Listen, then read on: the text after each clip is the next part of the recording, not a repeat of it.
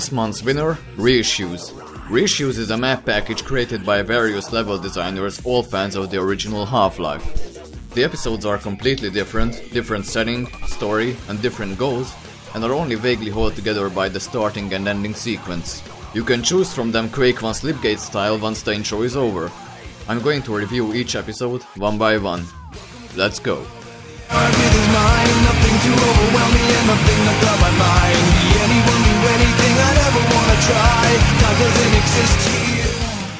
Let's start with a rather strange episode, the Scepter of Ray. Your mission as Gordon would be to cap a guy who's after the Scepter of Ray at an archaeologist site, which is rumored to be able to recreate the world. The environments and characters are highly Indiana Jones and Tomb Raider influenced, and the result is weird. The architecture, the new textures, models and skins are all top notch. The scripted sequences and traps are brilliant and force you to act quickly, but as a whole it just didn't work for me. There was something awkward about the HEV high-tech suit-wearing hero going on a quest to fight mummies, snakes and Neferhotep with a shotgun.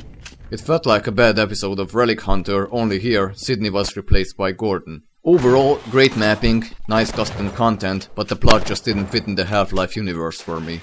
Oh yeah, and the snakes? What the... Die! Die! Die already! Okay guys, anyone wanna try this shit?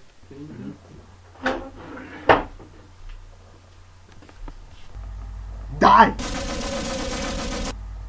Die! Die, you son of a bitch! Die, bassza meg!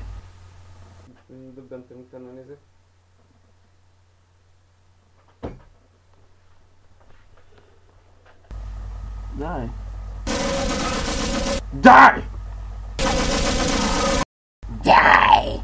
Die, you dick!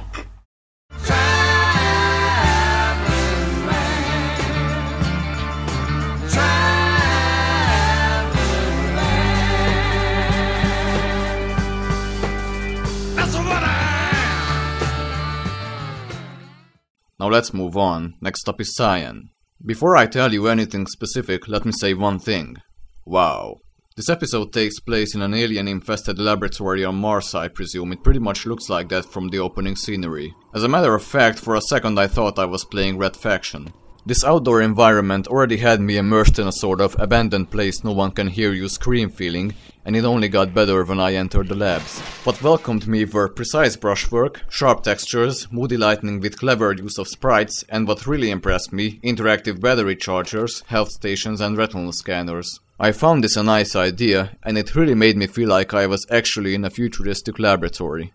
On the downside, this episode doesn't really have much of a story, and the key gameplay elements were mostly escort missions to retinal scanners. Also, while the hallways were all well detailed, they weren't really distinguished from each other, and pretty much looked the same, so I got lost a few times.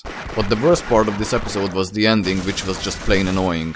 I had to wait for one of the slowest elevators on the world, while Xen creatures were constantly spawning in everywhere, with no extra ammo in sight. But, aside the terrible ending and bland gameplay, this episode is still one of my favorites. The whole atmosphere of this Mars station is just unforgettable.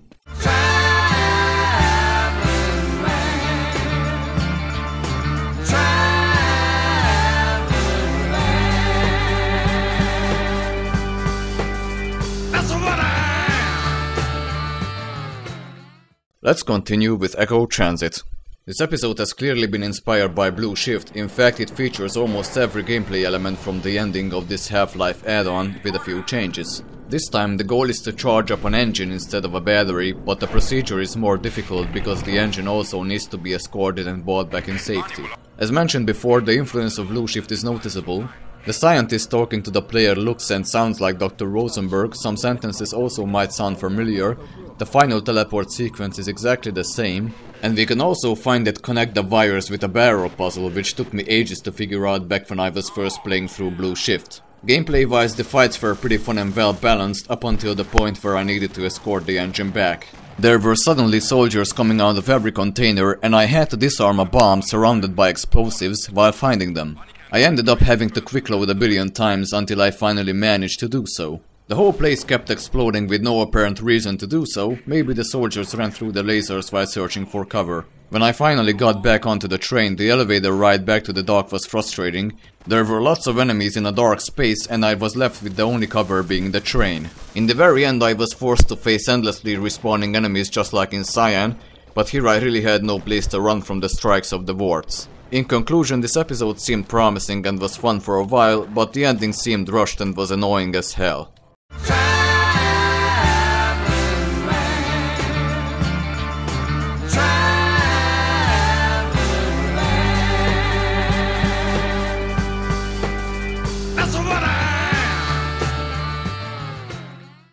Next up, satellite trouble. In this episode, the player needs to send some coordinates for the Lambda team so they can shoot up a satellite, while becoming hints through messages that appear on the screen. It's a nice touch that the player can read notes or journals written by dead scientists, but sometimes these, and other messages as well, tend to be long reads, often appearing in the middle of a gunfight, giving the player not enough time to read, and also making the story hard to follow. The mapping and texturing in this lab complex named Star Labs is mostly solid, but isn't as atmospheric as Cyan. On the other hand, the gunfights, although sometimes pretty challenging, are definitely the strongest aspect of this episode. The player is always provided with enough space to move in and to take cover, making the gunfights fun. Also, this episode is the prime example on how to do a final battle properly.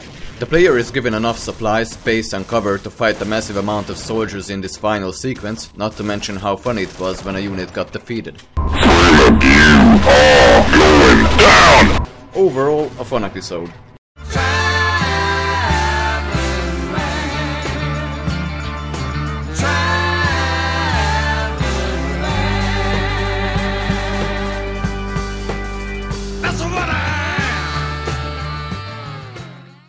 Next contestant, Encamped.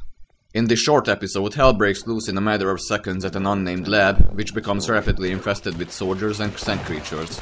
The mapping is good and creative in some places, but is mostly ruined by the boring lighting, which is a pity. These areas would have looked much better with less and more interesting lighting, adding a bit of contrast to the rooms. As for the gameplay, the puzzles mostly involve pushing a set of buttons in the right order, and the gunfights are a bit unfair at times. The soldiers are supposed to turn on each other when the leader Vortigaunt is killed, but this didn't always work, or only worked partially. For example, in the final battle it really came down to my luck whether I can run past the army of aliens and soldiers back to the end of the previous corridor or not. And once there, it was also luck that decided whether the soldiers are going to turn on each other once the Vort is killed or not. Overall, this episode could have been much better with more thoughtful gameplay and better lighting.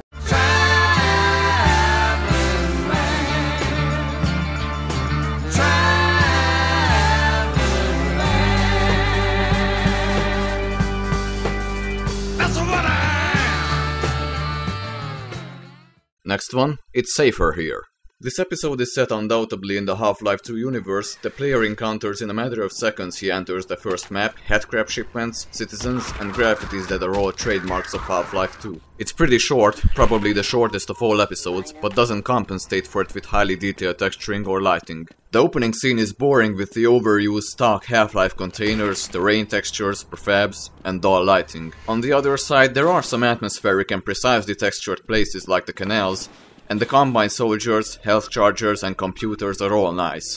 The gameplay in the beginning starts as challenging, but turns out to be unforgiving in the end with too much soldiers to take care of.